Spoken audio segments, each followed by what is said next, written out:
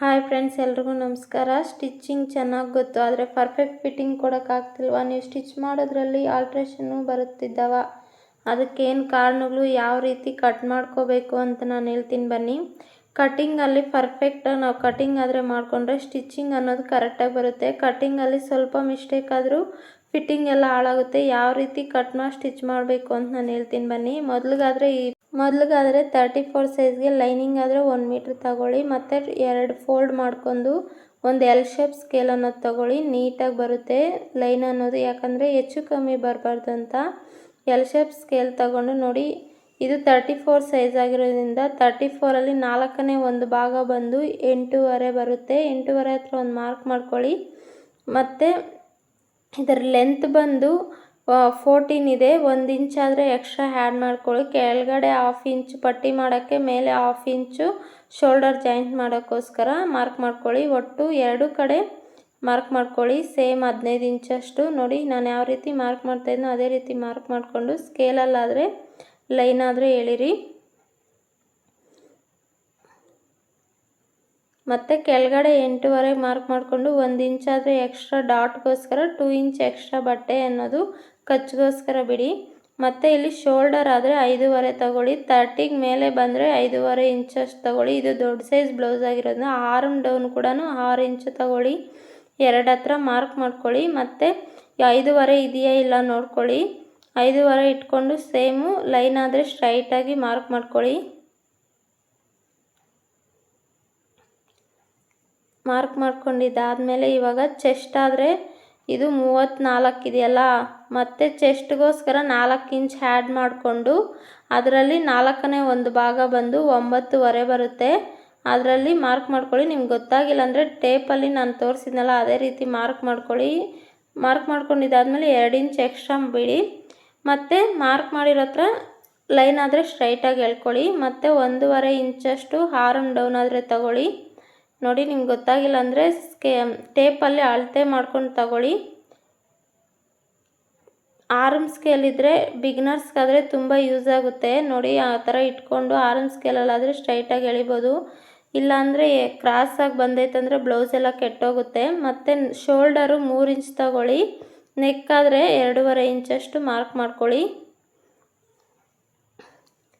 ಬ್ಲೌಸಲ್ಲಿ ಎಷ್ಟಿದೆ ನೋಡ್ಕೊಳ್ಳಿ. ಇದು ಅಳತೆ ಬ್ಲೌಸಲ್ಲಿ ಅವ್ರದ್ದು ಬ್ಯಾಕಲ್ಲಿ ಎಷ್ಟು ಲೆಂತ್ ಇದೆ ಅಂತ ನೋಡ್ಕೊಳ್ಳಿ. 8 ಇದೆಯಾ 9 ಇದೆಯಾ ಆ ಥರ ನೋಡಿಕೊಂಡು ಕೆಳಗಡೆ 1/2 ಇಂಚ್ ಆದರೆ ಪಟ್ಟಿ ಅಟ್ಯಾಚ್ ಮಾಡೋಕ್ಕಾದರೆ 1/2 ಇಂಚ್ ಬಿಟ್ಟು ನಾನು ಅವ್ರ ಬ್ಲೌಸ್ ಅಷ್ಟಿದೆಯೋ ಅಷ್ಟು ನೋಡಿಕೊಂಡು ಮಾರ್ಕ್ ಮಾಡಿದ್ದೀನಿ. ಮತ್ತು ಕೆಳಗಡೆ 3 ಇಂಚ್ ಆದರೆ ಮಾರ್ಕ್ ಮಾಡ್ಕೊಳ್ಳಿ. ಮೇಲೆ 2.5 ಮಾರ್ಕ್ ಮಾಡ್ಕೊಂಡಿರ್ತೀನಿ ನೆಕ್ಕು. ಕೆಳಗಡೆ 3 ಇಂಚ್ 1/2 ಇಂಚ್ ಎಕ್ಸ್ಟ್ರಾ ಸೇರಿಸ್ಕೊಳ್ಳಿ. ಯಾಕಂದರೆ ರೌಂಡ್ ಶೇಪ್ ಅನ್ನೋದು ನೀಟಾಗಿ ಬರುತ್ತೆ. ಇಲ್ಲಾಂದರೆ ಯು ಶೇಪು ವಿ ಶೇಪ್ ಥರ ಬರುತ್ತೆ. ನೋಡಿ, ನಾನು ಯಾವ ರೀತಿ ಸ್ಕೇಲ್ ಇಟ್ಟು ಆರ್ಮ್ ಸ್ಕೇಲಲ್ಲಿ ನೋಡಿ ಆ ಥರ ನೀಟಾಗಿ ಮಾರ್ಕ್ ಮಾಡ್ಕೊಳ್ಳಿ. ನೀಟಾಗಿ ಬರುತ್ತೆ. ಮತ್ತು ಟೇಪ್ ಇಟ್ಕೊಂಡು ಅಲ್ಲಿಂದ ಮಧ್ಯಕ್ಕೆ ಒಂದು ಮಾರ್ಕ್ ಮಾಡಿಕೊಂಡು ಮೇಲೆ 4 ಇಂಚ್ ಆದರೆ ಮಾರ್ಕ್ ಮಾಡಿಕೊಂಡು ಲೆಂತು ಮಾರ್ಕ್ ಮಾಡ್ಕೊಳ್ಳಿ. ಆ ಕಡೆ 1/2 ಇಂಚು ಒಂದು ಮಾರ್ಕ್ ಮಾಡ್ಕೊಳ್ಳಿ. ಈ ಕಡೆ 1/2 ಇಂಚ್ ಮಾರ್ಕ್ ಮಾಡ್ಕೊಂಡು ಲೈನ್ ಆದರೆ ಹಾಕ್ಕೊಳ್ಳಿ. ಇದು ಡಾಟ್ ಪಾಯಿಂಟು.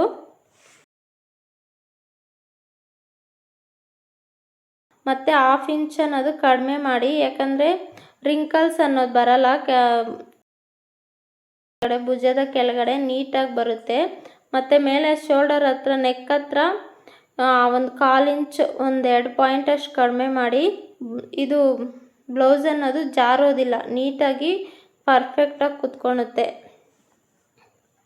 ನೋಡಿ, ಇದೇ ರೀತಿ ಇವಾಗ ಮಾರ್ಕ್ ಮಾಡಿರೋದು ರೀತಿನೇ ನೀಟಾಗಿ ಕಟ್ ಮಾಡಿಬಿಡಿ. ಅಲ್ಲಿ 1/2 ಇಂಚ್ ಆದರೆ ನಾನು ಕಟ್ ಮಾಡ್ತಾಯಿಲ್ಲ, ಯಾಕಂದರೆ ನಾನು ಫ್ರಂಟ್ ಪಾರ್ಟ್ ಮಾರ್ಕ್ ಮಾಡ್ಕೊಂಡಿದ್ದಾದಮೇಲೆ ಕಟ್ ಮಾಡ್ತಾಯಿದ್ದೀನಿ.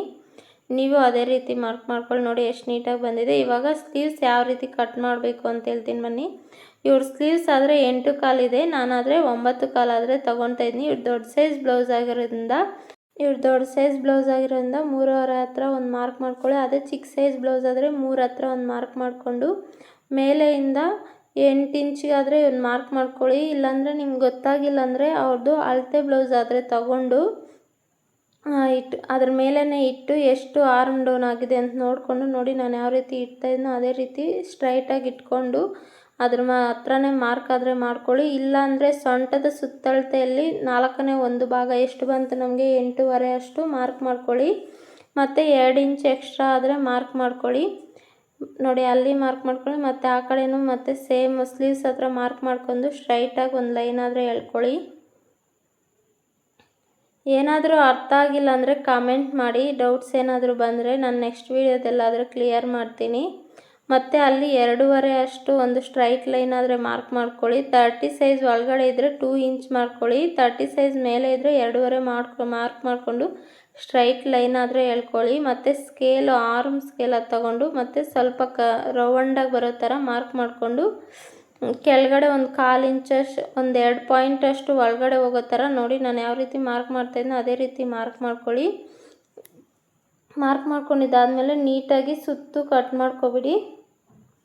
ನೋಡಿ ಯಾವ ರೀತಿ ಕಟ್ ಮಾಡ್ತಾಯಿದ್ನೋ ಅದೇ ರೀತಿ ಕಟ್ ಮಾಡ್ಕೊಂಡು ಎಕ್ಸ್ಟ್ರಾ ಎಲ್ಲ ಕಟ್ ಮಾಡಿಕೊಂಡು ಒಂದು ನ್ಯಾಚ್ ಆದರೆ ಹಾಕ್ಕೊಳ್ಳಿ. ಮತ್ತು ಫ್ರಂಟಲ್ಲಾದರೆ ಯಾವ ರೀತಿ ತೆಗಿಬೇಕು ಅಂದರೆ 1 ಇಂಚ್ ಬಿಟ್ಟು ಮತ್ತು ಟೇಪು ಇಟ್ಕೊಂಡು 3/4 ಇಂಚಷ್ಟು ಬರೋ ಥರ ಮಾರ್ಕ್ ಮಾಡಿಕೊಂಡು ನೋಡಿ ನಾನು ಯಾವ ರೀತಿ ಸಣ್ಣ ಸಣ್ಣದಾಗಿ ಇದು ಮಾಡ್ತಾಯಿದ್ನೋ ಎಸ್ ಶೇಪ್ ಬರಬೇಕು. ಹೊಸ್ದಾಗಿ ಕಲಿಯೋರ್ಗೆ ಅಷ್ಟು ಬೇಗ ಬರಲ್ಲ, ಪ್ರಾಕ್ಟೀಸ್ ಮಾಡಿ ಖಂಡಿತ ನೀಟಾಗಿ ಬರುತ್ತೆ. ನೋಡಿ ಯಾವ ರೀತಿ ಅದೇ ರೀತಿ ಮಾರ್ಕ್ ಮಾಡಿಕೊಂಡು ಕಟ್ ಮಾಡಿಬಿಡಿ. ಇದು ಫ್ರಂಟ್ಗೆ ಅಂತ ನೆನಪಿರುತ್ತೆ, ಅಲ್ಲೊಂದು ಚಿಕ್ಕದಾಗಿ ಸ್ವಲ್ಪ ಕಟ್ ಮಾಡ್ಕೊಳ್ಳಿ. ಇದು ಫ್ರಂಟ್ಗೆ ಅಂತ ಗೊತ್ತಾಗುತ್ತೆ. ಅಲ್ಲಿ ಎಕ್ಸ್ಟ್ರಾ ಬಟ್ಟೆನ ನಾವು ಅಟ್ಯಾಚ್ ಮಾಡ್ಕೋಬೇಕಾಗುತ್ತೆ ಸ್ಲೀವ್ಸ್ ಸ್ಟಿಚ್ ಮಾಡಬೇಕಾದ್ರೆ. ಇವಾಗ ಫ್ರಂಟ್ ಪಾರ್ಟ್ ಯಾವ ರೀತಿ ಸ್ಟಿಚ್ ಮಾಡಬೇಕು ಅಂತ ಹೇಳ್ತೀನಿ. ಮೊದಲಿಗಾದರೆ ಫ್ರಂಟ್ ಪಾರ್ಟ್ ಆದರೆ ಸ್ಟ್ರೈಟಾಗಿ ಆಗಬೇಕಂದ್ರೆ ಸ್ಟ್ರೈಟಾಗಿ ಇಟ್ಕೊಳ್ಳಿ. ನಾನಾದರೆ ಸ್ಟ್ರೈಟಾಗಿ ಇಟ್ಕೊತಾ ಇಲ್ಲ, ಇದು ಸ್ವಲ್ಪ ಕ್ರಾಸಾಗಿ ಇಟ್ಕೊತಾ ಇದ್ದೀನಿ. ನೋಡಿ ಕ್ರಾಸಾಗಿ ಇಟ್ಕೊಂಡು ನೀಟಾಗಿ ಹೇಗಿದೆಯೋ ಹಾಗೆ ನೀಟಾಗಿ ಮಾರ್ಕ್ ಆದರೆ ಮಾಡ್ಕೋಬೇಡಿ. ಸುತ್ತೂ ಬ್ಲೌಸು ಹೇಗೆ ನೀಟಾಗಿ ಮಾರ್ಕ್ ಮಾಡ್ಕೊಂಡಿದ್ದಾದಮೇಲೆ ಲೈನ್ಸ್ ಆದರೆ ಹಾಕ್ಕೊಂಡು 2 ಇಂಚ್ ಆ ಕಡೆ ಮತ್ತು 2 ಇಂಚ್ ಈ ಕಡೆ ಮಾರ್ಕ್ ಮಾಡ್ಕೊಂಡು 2 ಇಂಚಷ್ಟು ಸ್ಟ್ರೈಟಾಗಿ ಒಂದು ಲೈನ್ ಆದರೆ ಎಳ್ಕೊಳ್ಳಿ. ಇಲ್ಲಿ ಮೇಲೆ ನೆಕ್ ಹತ್ರ ಮಾರ್ಕ್ ಮಾಡ್ಕೊಳ್ಳೋದು ಶೋಲ್ಡರ್ 3 ಇಂಚ್ ಆದರೆ ನಾವು ಮಾರ್ಕ್ ಮಾಡಿದ್ರಲ್ಲ ಅಲ್ಲಿ ಮಾರ್ಕ್ ಮಾಡಿಕೊಂಡು ಇವ್ರದ್ದು ಫ್ರಂಟ್ ಪಾರ್ಟ್ ಡೌನ್ ಬಂದು 6 ಇದೆ. 1/2 ಇಂಚು ಶೋಲ್ಡರ್ ಜಾಯಿಂಟ್ಗೋಸ್ಕರ ನೋಡಿಕೊಂಡು 6.5 ಅಷ್ಟಾದರೆ ಮಾರ್ಕ್ ಮಾಡ್ಕೊಳ್ಳಿ. ಮತ್ತು ಕೆಳಗಡೆ 2.5 ಇಂಚಷ್ಟೇ ಮಾರ್ಕ್ ಮಾಡ್ಕೋಬೇಡಿ, ಒಂದು 1/2 ಇಂಚ್ ಆದರೆ ಸೇರಿಸಿ ಮಾರ್ಕ್ ಮಾಡ್ಕೊಳ್ಳಿ. ರೌಂಡ್ ಶೇಪ್ ಅನ್ನೋದು ನೀಟಾಗಿ ಬರುತ್ತೆ. ಯಾವ ರೀತಿ ನಾವು ಬ್ಯಾಕ್ಗೆ ಒಂದು 1/2 ಇಂಚ್ ಸೇರಿಸ್ಕೊಂಡಿದ್ದೆ ಅದೇ ರೀತಿ ಇಲ್ಲಿ ಸೇರಿಸ್ಕೊಂಡು ನೀಟಾಗಿ ಮಾರ್ಕ್ ಆದರೆ ಮಾಡ್ಕೊಳ್ಳಿ, ನೀಟಾಗಿ ಬರುತ್ತೆ. ಆರ್ಮ್ ಸ್ಕೇಲ್ ಅನ್ನೋದು ತಗೊಂಡು ನೀಟಾಗಿ ರೌಂಡಾಗಿ ಮಾರ್ಕ್ ಮಾಡ್ಕೊಳ್ಳಿ. ಯಾರು ಹೊಸ್ದಾಗಿ ಕಲಿತಾ ಇದ್ರೋ ಅವರು ಈ ಥರ ಸ್ಕೇಲ್ ಆದರೆ ತಗೊಳ್ಳಿ, ತುಂಬ ಯೂಸ್ ಆಗುತ್ತೆ. ಕೈಯಲ್ಲಾದರೆ ನೀಟಾಗಿ ಹಾಕೋಕ್ಕೆ ಬರಲ್ಲ ಕೆಲವ್ರಿಗೆ, ಅದರಿಂದ ಸ್ಕೇಲ್ ಆದರೆ ತಗೊಳ್ಳಿ. ಮತ್ತು ಕೆಳಗಡೆಯಿಂದ 1 ಇಂಚಷ್ಟು ಮಾರ್ಕ್ ಮಾಡ್ಕೊಳ್ಳಿ ಶೇಪ್ ಬೆಲ್ಟ್ ಹತ್ರ. ಮತ್ತು 2.5 ಇಂಚು ಸ್ಟಾರ್ಟಿಂಗಿಂದ 2.5 ಇಂಚ್ ಮಾರ್ಕ್ ಮಾಡಿಕೊಂಡು ಇವ್ರದ್ದು 34 ಸೈಜ್ ಆಗಿರೋದ್ರಿಂದ 1 ಇಂಚ್ ಆದರೆ ಡೌನ್ ಆದ ಕೆಳಗಡೆಗಾದರೆ ಮಾರ್ಕ್ ಮಾಡ್ಕೊಳ್ಳಿ. ಚೆಸ್ಟ್ ಪಾಯಿಂಟ್ ಆದರೆ ಮಾರ್ಕ್ ಮಾಡೋಕ್ಕೆ ಸೇಮ್ 2 ಕಡೆ ನೋಡ್ಕೊಂಡು ಮಾರ್ಕ್ ಮಾಡ್ಕೊಳ್ಳಿ. ಮತ್ತು ಇವ್ರದ್ದು 2.5ಇಂದ 2.5ಗಾದರೆ ಚಿಕ್ಕ ಸೈಜವ್ರಿಗೆ ಸರೋಗುತ್ತೆ. ಇವ್ರಿಗೆ 2.5ಇಂದ 3 ಇಂಚ್ ತಗೊಳ್ಳಿ. ಚೆಸ್ಟ್ ಹೆವಿ ಇದ್ದರೆ 3 ಇಂಚ ತಗೊಳ್ಳಿ. ಇವ್ರಿಗೆ ಚೆಸ್ಟ್ ಸ್ವಲ್ಪ ಹೆವಿ ಇದೆ, ಅದಕ್ಕೆ ನಾನು 3 ಇಂಚ್ ಆದರೆ ಮಾರ್ಕ್ ಮಾಡಿದ್ದೀನಿ. ಮತ್ತು ಲೆಂತ್ ಬಂದು 2.5 ತಗೊಳ್ಳಿ. ನೋಡಿ ಸ್ಟ್ರೈಟಾಗಾದರೆ ಲೈನ್ ಆದರೆ ಮಾರ್ಕ್ ಮಾಡ್ಕೊಳ್ಳಿ. ಮತ್ತು ಈ ಉಕ್ಸ್ ಪಟ್ಟಿ ಕಾಜಾ ಪಟ್ಟಿ ಹಾಕೋ ಹತ್ರ ತುಂಬ ಜನಕ್ಕೆ ಗ್ಯಾಪ್ ಅನ್ನೋದು ಬರುತ್ತೆ, ಅದು ಬರ್ದಿರೋ ಯಾವ ರೀತಿ ಮಾಡಬೇಕಂತ ಹೇಳ್ತೀನಿ ನೋಡಿ. ಮೇಲೆ ಅಲ್ಲೇ 1/2 ಇಂಚ್ ಕಡಿಮೆ ಮಾಡಿ ಸ್ಟ್ರೈಟಾಗಿ ಲೈನ್ ಆದರೆ ಮಾರ್ಕ್ ಮಾಡ್ಕೊಳ್ಳಿ. ಮತ್ತು ಈ ಕಡೆ ಬಂದು ಆರ್ಮ್ ಸ್ಕೇಲಲ್ಲಿ ಸ್ವಲ್ಪ ಕರು ಬರೋ ಥರ ಮಾರ್ಕ್ ಮಾಡ್ಕೊಳ್ಳಿ.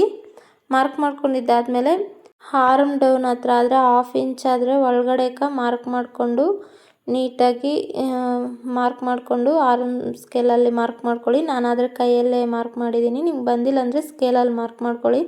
ಮತ್ತು ಕೆಳಗಡೆ ಅಲ್ಲಿ 1 ಇಂಚಷ್ಟು ಮಾರ್ಕ್ ಮಾಡಿಕೊಂಡು ನೋಡಿ ನಾನು ಯಾವ ರೀತಿ ಸ್ಕೇಲಲ್ಲಿ ಮಾರ್ಕ್ ಮಾಡಿ ಲೈನ್ ಎಳಿತಾಯಿದ್ನೋ ಅದೇ ರೀತಿ ಎಳ್ಕೊಳ್ಳಿ. ಅದೇ 30 ಸೈಜ್ ಒಳಗಡೆ ಇದ್ದರೆ 3/4 ಇಂಚ್ ಆದರೆ ಮಾರ್ಕ್ ಮಾಡ್ಕೊಳ್ಳಿ. ನೋಡಿ ಮತ್ತು ನೀಟಾಗಿ ಮಾರ್ಕ್ ಮಾಡಿದ್ದಾದಮೇಲೆ ನೀಟಾಗಿ ಆದರೆ ಕಟ್ ಮಾಡ್ಕೊಬಿಡಿ. ಎಕ್ಸ್ಟ್ರಾ ಇರೋ ಬಟ್ಟೆ ಆದರೆ ಕಟ್ ಮಾಡಿಬಿಟ್ಟು ಇವಾಗ ಯಾವ ರೀತಿ ಡಾಟ್ಸ್ ಮಾರ್ಕ್ ಮಾಡಬೇಕು ಅಂತ ಹೇಳ್ತೀನಿ ನೋಡಿ. ಚಿಕ್ಕದಾಗಿ ನಾವು ಮಾರ್ಕ್ ಮಾಡಿರೋ ಹತ್ರ ಚಿಕ್ಕದಾಗಿ ಕಟ್ ಮಾಡ್ಕೊಳ್ಳಿ 2 ಸೈಡು.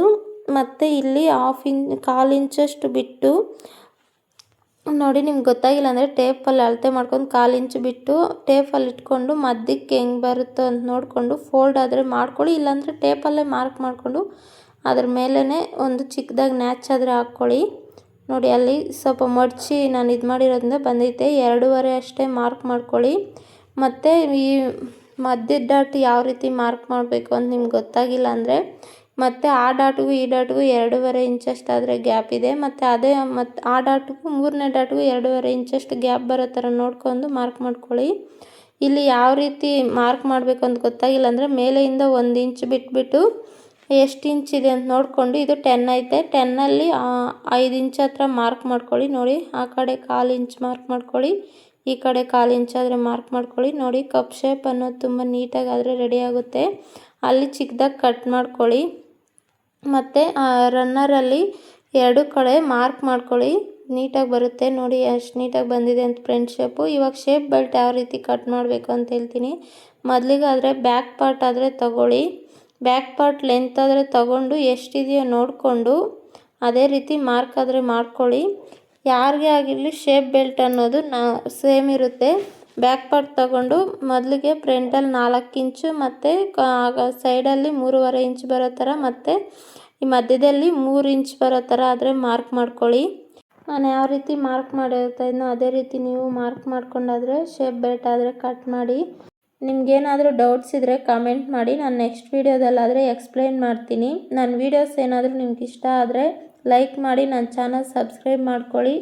ಯಾರಿಗಾದರೂ ಯೂಸ್ ಆಗಂಗಿದ್ರೆ ನಿಮ್ಮ ಫ್ರೆಂಡ್ಸ್ ಟೈಲರಿಂಗ್ ಕಲಿಯೋರಿಗಿದ್ರೆ ಶೇರ್ ಮಾಡಿ.